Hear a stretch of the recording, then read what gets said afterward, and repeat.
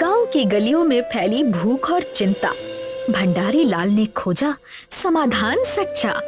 गंदगी छोड़ सेहत का रखा ध्यान, रागी और चॉकलेट में मिला स्वाद महान। सबने चखा, मुस्कानें खिली हर ओर, साधारण इंसान ने बनाया जादू का दौर। दिन की शुरुआत भंडारी लाल के काम पर जाने से होती है। वो अपने घर से बिना नाश्ता किए निकलता है। रास्ते में उसे भूख लगती है, इसलिए वो कुछ खाने के लिए एक छोटे से फास्ट फूड स्टॉल पर रुकने का फैसला करता है। वहाँ वो जल्दी से कुछ खाने की सोचता है ताकि समय पर अपने काम पर पहुँच सके। अरे भैया, एक प्लेट समोसे लगा दीजिए। जी भैया, बस 5 मिनट रुकिए, अभी गर्मा गर्म बन रहे हैं। भंडारी लाल हाँ में सिर हिलाता है और पास ही रखी एक बेंच पर बैठने के लिए आगे बढ़ता है। तभी उसकी नजर बेंच पर जाती है। वो देखता है कि बेंच साफ नहीं है, उस पर चटनी के दाग लगे हुए हैं। आसपास कई मक्खियां भी भिनभिना रही होती हैं और परेशानी तब और बढ़ जाती है जब वो ध्यान देता है कि ये स्टॉल एक खुले नाले के बिल्कुल पास लगा हुआ है। ये जगह उसे बिल्कुल अच्छी नहीं लगती। अरे भैया, ये क्या, ये टेबल तो साफ नहीं है। दुकानदार उसकी तरफ देखता है। अरे साफ नहीं है तो दूसरी जगह बैठ जाइए ना भैया, क्यों खामखा टेंशन ले रहे हैं। अरे पर ये खाने पीने की जगह है, आपको यहाँ सफाई रखनी चाहिए। जानते हैं इन मक्खियों की वजह से कितनी बीमारी फैलती है। अभी क्या करें भैया, ये बताइए। हम तो अकेले दुकान संभालते हैं, सब काम साथ में कैसे कर पाएंगे। पर खाने से पहले होती है सफाई। जरा इन मक्खियों को तो देखिए, कैसे खाने पर बैठी हैं। और तो और आपने अपनी दुकान भी नाले के पास खड़ी कर रखी है। अरे भैया, फिजूल की बातों का समय नहीं है हमारे पास। लीजिए आप अपना समोसा और खाइए। भंडारी लाल सामने रखी समोसे की प्लेट को देखता है। खाना जिस तरह से लापरवाही और गंदगी में परोसा जा रहा होता है, उसे देखकर वो थोड़ा असहज महसूस करने लगता है। नहीं नहीं भैया, धन्यवाद, मैं यहाँ नहीं खा सकता। भंडारी लाल वहाँ से बिना कुछ खाए स्टॉल छोड़ देता है और फिर शहर की तरफ चलते हुए आगे बढ़ जाता है। पता नहीं कहाँ कहाँ से सिखाने आ जाते हैं। अरे हमें नहीं पता क्या कि दुकान कैसे चलानी चाहिए। भंडारी लाल सब कुछ सुनता है, लेकिन वो कोई बहस या झगड़ा नहीं करना चाहता। वो चुपचाप वहाँ से आगे बढ़ जाता है। उसके जाते ही कुछ और लोग उस स्टॉल के पास इकट्ठा होने लगते हैं। दूसरी तरफ गांव में बिरजू बिस्तर पर बीमार पड़ा होता है। उसकी माँ प्यार से उसके माथे पर ठंडी पट्टियाँ रखती हैं ताकि उसे थोड़ा आराम मिल सके। बेटा, मैंने तुम्हें बोला था ना कि बाहर का खाना मत खाया करो। देखो, अब हो गई ना तबीयत खराब। क्या करूँ माँ, हमारा काम ही कुछ ऐसा है कि खाने का कोई ठीक ठिकाना होता ही नहीं है। इसमें मैं कैसे ध्यान रखूं? बिरजू की माँ का चेहरा तनाव से भरा होता है। वो चिंता में डूबी हुई उसे देखती रहती है। अभी क्या करें बेटा, गांव में तो कोई साफ सुथरी दुकानें भी नहीं जहाँ से हम जैसे लोग खा सके, और बड़ी दुकानों पर तो चीजों के दाम। हाँ माँ, हम तो इसी वजह से मजबूर हैं। बिरजू की माँ बहुत परेशान दिखती है। उसके चेहरे पर चिंता साफ नजर आती है। कोई बात नहीं बेटा, अभी तो कुछ दिन घर पर आराम करना। मैं तुझे घर में ही स्वादिष्ट और सेहतमंद खाना खिलाऊंगी, तो उससे बिल्कुल ठीक हो जाएगा। हाँ माँ, ठीक है, अभी मैं आराम करता हूँ। बिरजू करवट बदलता है और सो जाता है। उसकी माँ प्यार से उसके ऊपर चादर ठीक करती हैं और फिर धीरे से उठकर रसोई की तरफ चली जाती हैं। भंडारी लाल शहर पहुंचता है और उसे एक ठीक ठाक स्नैक कॉर्नर दिखाई देता है। जगह काफी साफ लगती है, हालांकि फिर भी पूरी तरह सही नहीं लगती। वो वहाँ एक कुर्सी पर बैठ जाता है और समोसे मंगवाने के लिए कहता है। भैया, एक प्लेट समोसा लगा दीजिए। दुकानदार उसके लिए समोसे की प्लेट लेकर आता है। तभी उसके सामने खड़ा एक बच्चा दुकान के पास आता है और चॉकलेट मांगता है। अंकल, एक चॉकलेट दीजिए। दुकानदार बच्चे को चॉकलेट दे देता है। भंडारी लाल अपना खाना खाना शुरू करता है। समोसे खत्म करने के बाद वो उठता है और बिल देने के लिए आगे बढ़ता है। बताइए भैया, कितना हुआ? 60 रुपए भैया। क्या 60 रुपए? इतना महंगा क्यों भैया? अरे भाई, मैं यहाँ शहर में दुकान लगाता हूँ, मुझे भाड़ा, लड़कों की पगार और काफी कुछ देना पड़ता है, और यहाँ तो लोग इसी दाम में खाते हैं। भैया, समोसे जैसी चीज हर वर्ग का आदमी खाता है, आपको ये चीज इतनी महंगी नहीं बेचनी चाहिए। आप पैसे दीजिए, बस मेरा व्यापार मैं देख लूंगा। भंडारी लाल बिल चुकाकर दुकान से बाहर निकल जाता है। जैसे ही वो सड़क पर चलता है, उसकी नजर एक आदमी पर पड़ती है जो फुलके में लिपटा पनीर बेच रहा होता है। भंडारी लाल की जिज्ञासा बढ़ती है और वो तुरंत उसके पास जाकर पूछता है, अरे भैया, ये आप क्या बेच रहे हैं? इसे पनीर शावरमा कहते हैं। अच्छा, क्या क्या होता है इसमें? इसमें मसालेदार पनीर मैदे की रोटी के अंदर मेयोनीज और चटनी के साथ बंद कर देते हैं। पर मैदे की रोटी, मसाले और ये मेयोनीज और चटनी क्या सेहत के लिए हानिकारक नहीं है? हानिकारक तो हो सकती है, पर इसमें पनीर, रोटी और मसाले होते हैं जो अलग अलग एक सेहतमंद चीज है। और तो और इसमें तेल का इस्तेमाल भी नहीं होता, जिससे ये सेहतमंद तो नहीं पर कम हानिकारक बन जाती है। भंडारी लाल ध्यान से सुनता है और साफ तौर पर प्रभावित होता है। उसे लगता है जैसे उसने आखिरकार वही चीज खोज ली हो जिसकी उसे तलाश थी। शाम को भंडारी लाल खुशी खुशी गांव की तरफ लौटता है। उसके चेहरे पर मुस्कान और होठों पर जीत की चमक होती है। तभी रास्ते में माधव मिलता है। अरे क्या हुआ भंडारी भैया, बड़ा मुस्कुरा रहे हैं? कोई लॉटरी लग गई है क्या? हाँ, ऐसा ही समझ ले, लॉटरी ही है। क्या बात है, कितने की? पैसों की नहीं, समझदारी की। क्या मतलब भैया?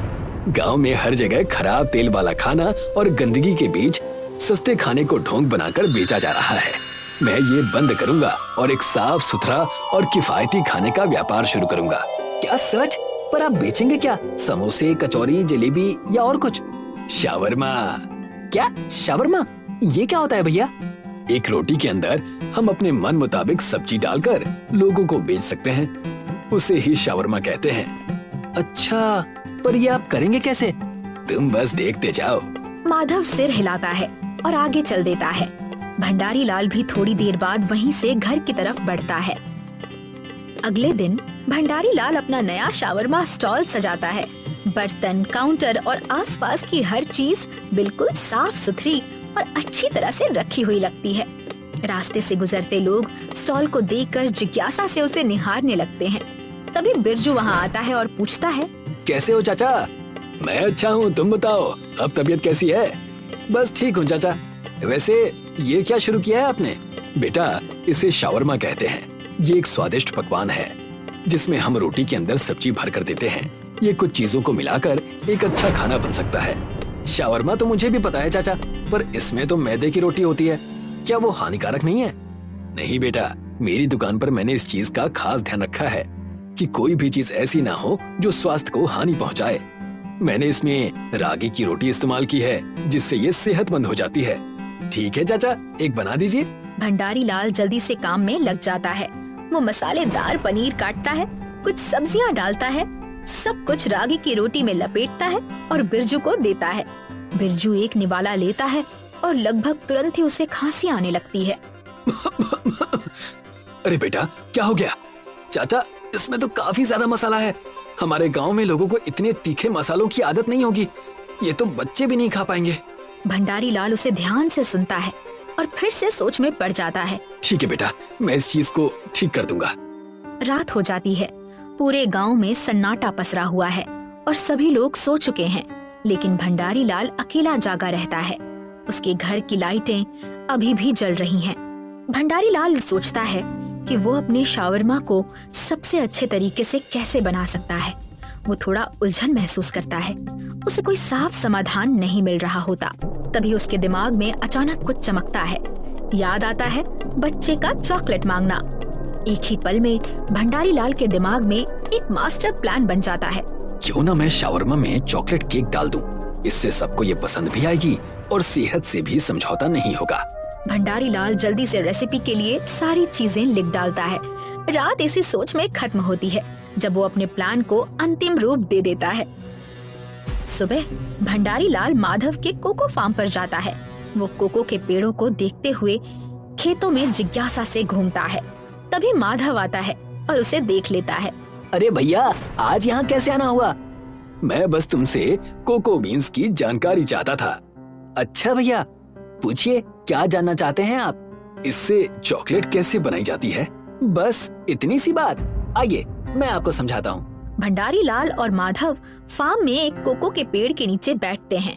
माधव वहाँ प्रक्रिया समझाने लगता है और भंडारी लाल ध्यान से सुनते हुए सब कुछ लिखता चला जाता है। पहले तो फलों से कोको बीन्स को निकाला जाता है, फिर इसे हफ्ते भर के लिए लकड़ी के बक्से में रखते हैं जब तक वो अपना पानी न छोड़ दे। उसके बाद बीजों को धूप में सुखाते हैं और फिर इसे पीस कर इस्तेमाल किया जाता है। क्या ये ऐसे ही मीठे हो जाते हैं? नहीं, कोको के बीज तो कड़वे होते हैं। इसे खाने लायक मीठा बनाने के लिए इसमें चीनी का इस्तेमाल होता है। पर मुझे चीनी नहीं चाहिए।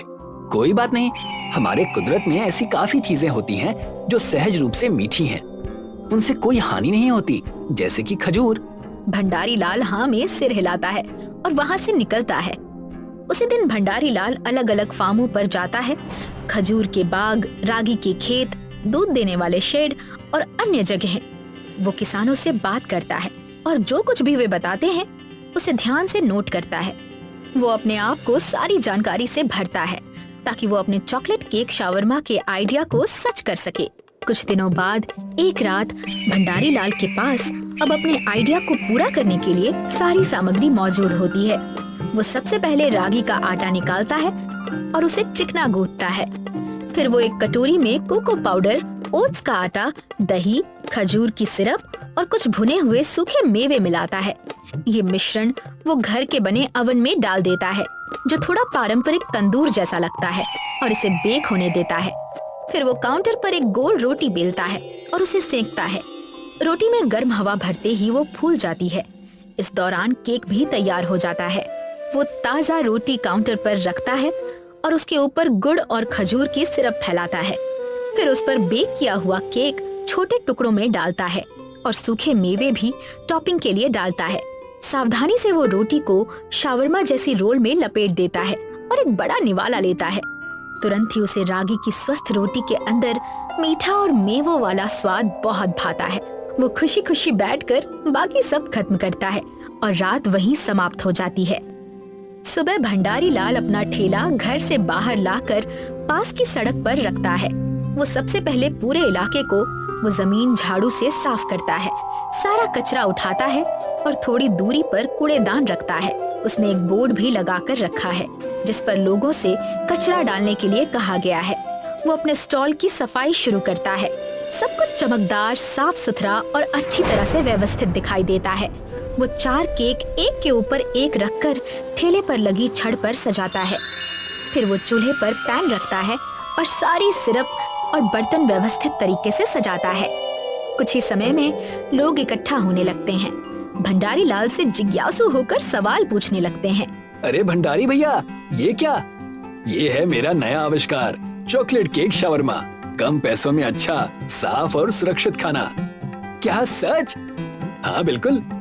अच्छा चाचा, कितने में दिया? बच्चों के लिए 15 और बड़ों के लिए 20। पर आपको इतने कम में बेचने से मुनाफा होगा? मैं ये व्यापार मुनाफे के लिए नहीं कर रहा, बदलाव के लिए कर रहा हूँ और मैं जानता हूँ कि ये देखकर हमारे गांव में भी जागरूकता फैलेगी। सभी सहमति में सिर हिलाते हैं। भंडारी लाल अपना नया चॉकलेट केक शावरमा बांटना शुरू करता है। बच्चे, बड़े और बूढ़े सभी पहला निवाला खाते ही खुशी से झूम उठते हैं। उनके चेहरे पर आनंद की चमक दिखती है और इस तरह एक साधारण गांव वाला भंडारी लाल ऐसा चॉकलेट शावरमा बनाने में सफल होता है जो किसी ने पहले कभी नहीं चखा था। ये इतना अनोखा और खास होता है कि लोग इसे कभी नहीं भूलते। कहानी यहीं समाप्त होती है।